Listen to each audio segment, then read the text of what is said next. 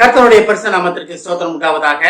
இந்த ஜீவவார்த்தை நிகழ்ச்சியை கேட்டுக்கொண்டிருக்கும் அனைவரையும் கர்த்தருடைய பரிசுத்த நாமத்தினால் வாழ்த்துகிறேன், ஆசீர்வதிக்கிறேன். இன்றைய சின்ன தியானத்திற்கு தேவன் கொடுத்த வேத பகுதி, அது உபாகமம் 3ஆம் அதிகாரம் 22ஆம் வசனம். உபாகமம் 3:22.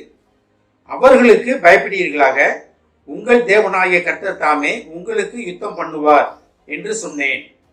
இதை யார்கிட்ட சொல்றதுன்னு நம்ம எல்லாத்துக்குமே தெரியும். மோசே வனாந்தரத்தில் அவங்க மக்களை கூட்டு வர்ற நேரத்தில் அந்த கானான் தேசத்துக்குள்ள போறதுனால மோசே ஆண்டவரோட வார்த்தைகளை சொன்ன மோசே இஸ்ரேல் மக்களுக்கு சொன்னாங்க. இஸ்ரேல் மக்களுக்கு இந்த வார்த்தை வருதுன்னா அவங்க பயந்துக்கிட்டு இருந்தாங்க. அடுத்து என்ன நடக்க போதோ, நம்ம எந்த இடத்துக்கு போக போறோமோ, நம்ம வாழ்க்கை ஃபியூச்சர் என்ன ஆகுமோ, பிள்ளைகள் என்ன ஆக போறாங்களோ அப்படின்னு அவங்க பயந்துக்கிட்டு இருந்த காலத்துல அடுத்து என்ன நடக்க போறது அவங்களுக்கு தெரியாது.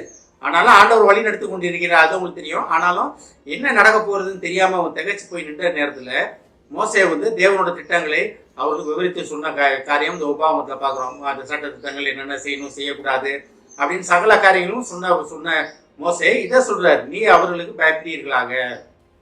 அப்ப நம்ம யாருக்கும் பயந்துக்கிட்டு இருக்கோமா? எதிராளிகளுக்கோ வேற காரியங்களுக்காகவோ, பண ரீதியாகவோ, உடல் ரீதியாகவோ, மன ரீதியாகவோ நம்ம பயந்துக்கிட்டு இருக்கோமா? தேவன் இன்றைக்கு சொல்ற ஒரு காரியம், இந்த மாதிரி பயந்துக்கிட்டு இருக்கவங்களுக்காக தேவன் சொல்கிற ஒரு காரியம், அவர்களுக்கு பயப்படுவீர்களாக. அது என்னவா இருந்தாலும் பரவாயில்ல, எந்த ஒரு காரியமா இருந்தாலும் சரி, தேவன்கிட்ட ஒப்படைப்போம், தேவன் பார்த்து கொள்வார். ஏன்னா உங்களுக்காக யுத்தம் பண்ணுகிறவர் யாரு?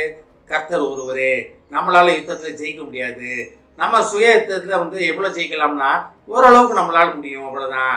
ஆனா நம்ம அப்பாற்பட்ட காரியங்கள் வரும்பொழுது, நம்மளை மிஞ்சிய சத்துக்கு மிஞ்சிய காரியங்கள் வரும்போது அது நம்மளால ஒன்றுமே செய்ய முடியாது. அதனால தான் தேவன் என்ன சொல்றாரு, ஏன்ட்ட சொல்லிடுங்க, ஏன்ட்ட ஒப்படைச்சிருங்க, உங்கள் பாரங்களை எங்கே மேல் போட்டு விடுங்க, நான் உனக்காக யுத்தம் செய்கிற கர்த்தர் நானே.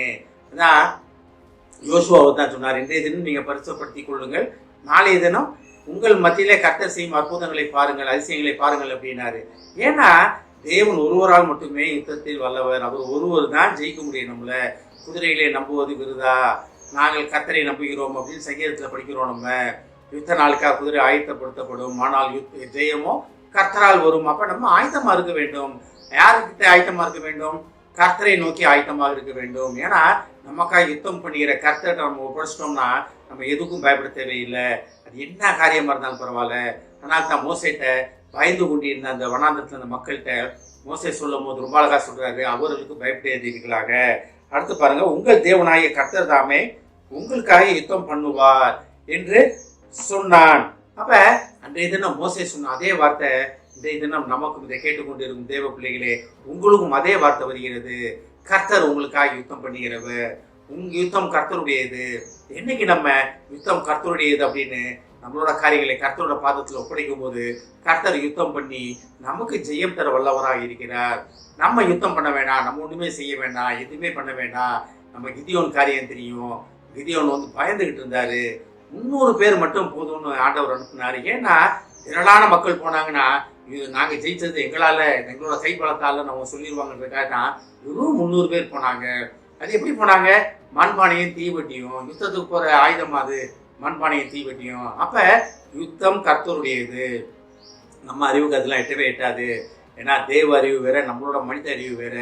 அப்ப கர்த்தர் நம்மளை வழி நடத்த வல்லவராக இருக்கிறார். அப்ப தேவன் நம்மளை வழி நடத்தி நமக்காக யுத்தம் செய்ய வல்லவராக இருக்கிறார்.